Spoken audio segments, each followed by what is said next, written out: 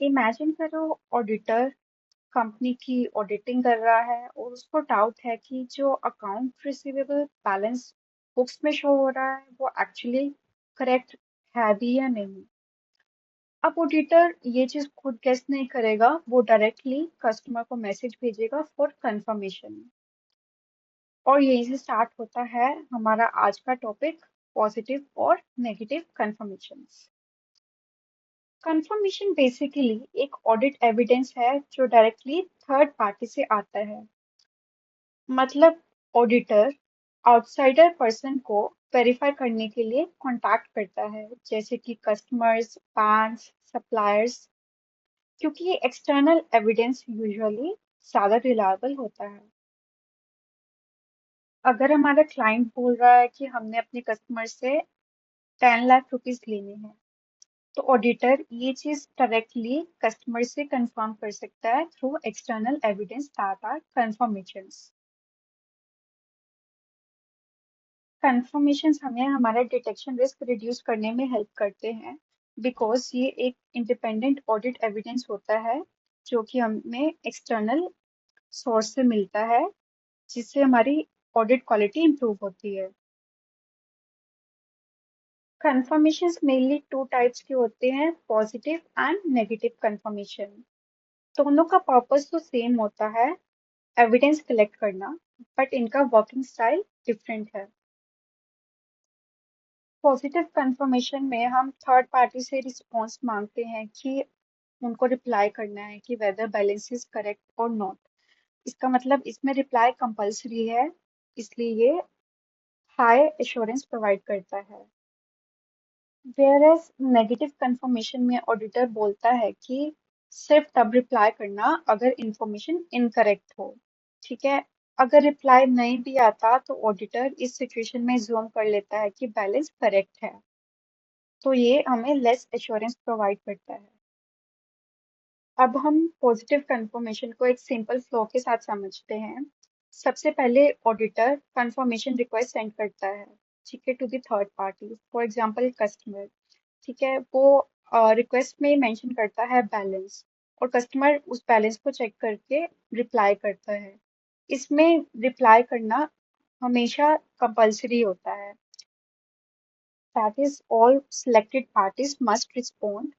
इसलिए ये सबसे ज्यादा रिलायबल होता है कि इसमें रिस्पॉन्स आता ही आता है, और अगर कोई रिस्पॉन्स नहीं आता तो ऑडिटर को फॉलो अप लेना पड़ता है।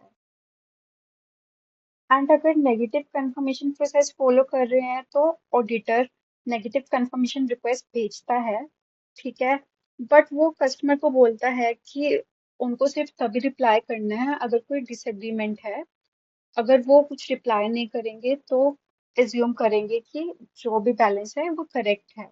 ठीक है, तो इसमें रिस्क थोड़ा ज्यादा हो जाता है, बिकॉज क्या पता कस्टमर इग्नोर कर दे या फिर रिस्पॉन्स ही ना करे, तो इसमें जो नेगेटिव कंफर्मेशंस हैं वो लेस रिलायबल हो जाते हैं।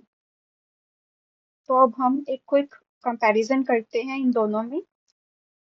जो पॉजिटिव कंफर्मेशन होता है उसमें रिस्पॉन्स मैंडेटरी होता है, कंपलसरी होता है, वेयरएज नेगेटिव कंफर्मेशन में तभी रिस्पॉन्स चाहिए होता है अगर देयर इज एनी डिसएग्रीमेंट और the balance is incorrect.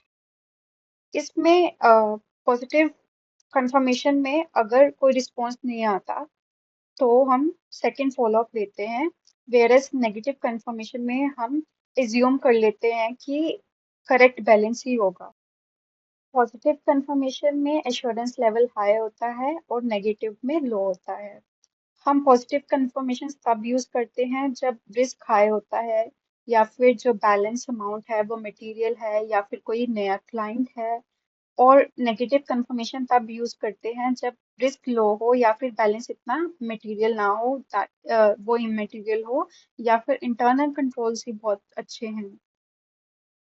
And positive confirmations requires more efforts and cost, whereas जो negative confirmation है उसमें हमें कम efforts देने पड़ते हैं और वो कम costly होता है। अब क्वेश्चन आता है कि हमें कौन सा मेथड कब यूज करना चाहिए। हमें पॉजिटिव कंफर्मेशन तब यूज करना चाहिए अगर risk of material misstatement high हो, जैसे कि कंट्रोल रिस्क या फिर इनहेरेंट रिस्क हाई हो, या फिर जो अकाउंट का बैलेंस है वो मटेरियल हो, ठीक है, कोई नई क्लाइंट हो, या फिर इंटरनल कंट्रोल से बहुत वीक हो। और हमें नेगेटिव कंफर्मेशन तब यूज करना चाहिए जब हमारा रिस्क ऑफ मटेरियल मिसस्टेटमेंट लो हो, इंटरनल कंट्रोल स्ट्रोंग हो, अकाउंट बैलेंस इमटेरियल हो, and long and reliable relationship हो with that third party.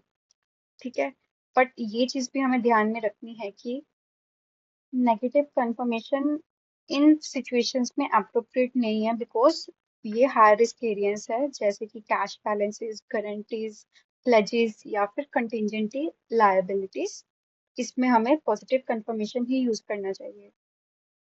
So next time जब भी आप कंफर्मेशन वर्ड सुनो तो याद रखना कि पॉजिटिव कंफर्मेशन मीन्स रिप्लाई करना ही पड़ेगा, एंड नेगेटिव कंफर्मेशन मीन्स सिर्फ गलत हो तो रिप्लाई करो।